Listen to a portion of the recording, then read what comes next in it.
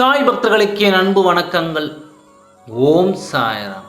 என் அன்பு குழந்தையே, உன்னை இந்த நிலையில் இருந்து மாற்றி நல்ல நிலைமைக்கு கொண்டு வர வேண்டும் என்று நான் போராடி வருகிறேன்.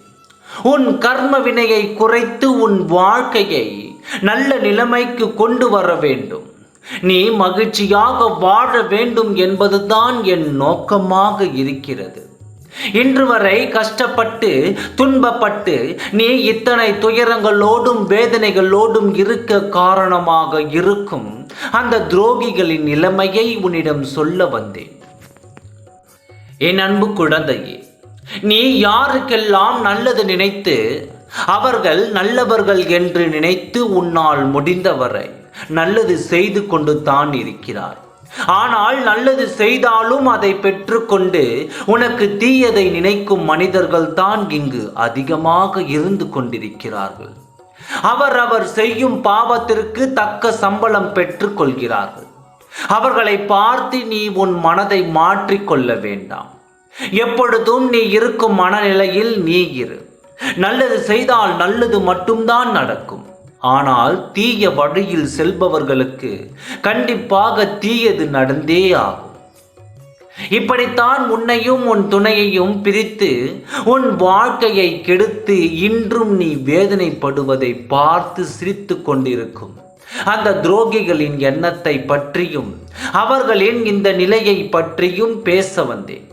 தன் குடும்பத்தை பற்றியும் தன் நிலையை பற்றியும் எண்ணாமல் எப்பொழுதும் அடுத்தவரின் குடும்பத்தை பற்றியும் அடுத்தவரின் வாழ்க்கை பற்றியும் அடுத்தவர் வாழ்க்கை பார்ப்பதுதான் இவர்களது வேலையாக இருக்கிறது. இந்த நிலையிலும் அவரது நிலைமை மோசமாக ஆகிவிட்டது. அவர்கள் பாவத்தின் சம்பளம் மரணம் என்பது போல இப்பொழுது வாழ்ந்து கொண்டிருக்கும் பொழுதே அவர்கள் நரகத்தை பார்க்க வேண்டிய சூழ்நிலையில் இப்பொழுது உள்ளனர். அதனால் தான் சொல்கிறேன், என் குழந்தையாகிய யாரும் பாவம் செய்யாதீர்கள், ஒருவரின் கண்ணீருக்கு ஆளாகாதீர்கள் என்று நான் தினந்தோறும் சொல்லிக் கொண்டிருக்கிறேன். அவர்களின் நிலை மிகவும் மோசமாகிவிட்டது. உன்னை உன் கண்ணீரை காணும் பொழுது மகிழ்ச்சி அடைந்த அவர்கள் இப்பொழுது அவரது நிலைமை மோசமாகி நான் செய்தது தவறு என்று உணர்ந்து விட்டார்கள். ஏனென்றால் பாவம் செய்தால் எவ்வளவு நாட்கள் ஆனாலும் அவர்களது சம்பளத்தை பெற்று ஆக வேண்டும். இந்த வேளையில் உன்னை நினைத்து அவர்கள் வருந்தி கொண்டிருக்கிறார்கள். உன் வாழ்க்கையை கெடுத்து விட்டேனே என்று வருந்தி கொண்டிருக்கிறார்கள். உன் வாழ்க்கையை எப்படியாவது பிரித்த நானே சேர்த்து விட வேண்டும் என்று ஏங்கிக் கொண்டிருக்கிறார்கள். குழந்தையே, உன் நிலையை கண்டு நீ வேதனை அடையாதே.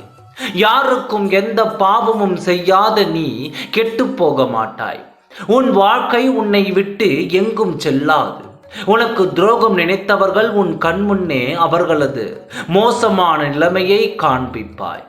நல்லதே நினை, நல்லதே நடக்கும். ஓம் சாய்ராம். நன்றி, வணக்கம்.